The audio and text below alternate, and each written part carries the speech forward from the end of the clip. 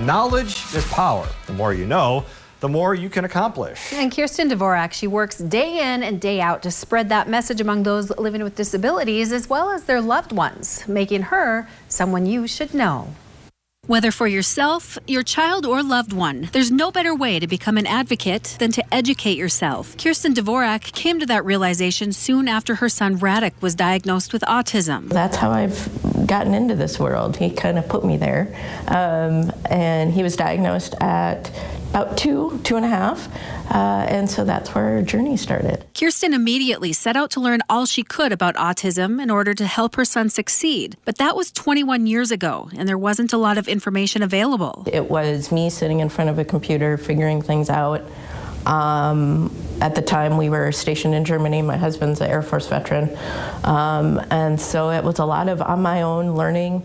And so for me, I think that's part of it too. I didn't want other families to go through that. After working in the medical field for a handful of years, Kirsten decided to put her personal experience to work by teaching others to use their voice and advocate for those with disabilities. So for me, it's always been about education. It's about making sure that parents and self-advocates know and having the power to change things within themselves. Teachers encourage students to ask questions, and the same can be said for advocates helping a loved one. It's okay to say, I don't know.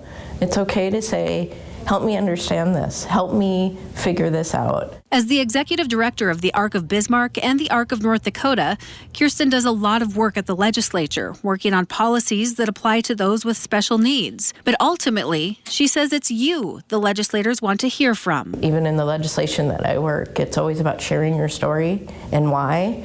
And I've always told parents this and other advocates, they don't want to hear from me. They want to hear from the parents. They really want those that are boots on the ground, those that live it day in and day out. Just as she's guided others to do over the years, Kirsten taught her son Radek to be independent and advocate for himself. He knows how to call in his meds. He knows how to set his own doctor's appointments. Is there follow-up that I may need to do every once in a while? Absolutely, I get that, but that's supporting him. Kirsten says by letting go and allowing her son to be independent is empowering for him. And her continued work to make the world a better place for those with disabilities is why Kirsten Dvorak is someone you should know.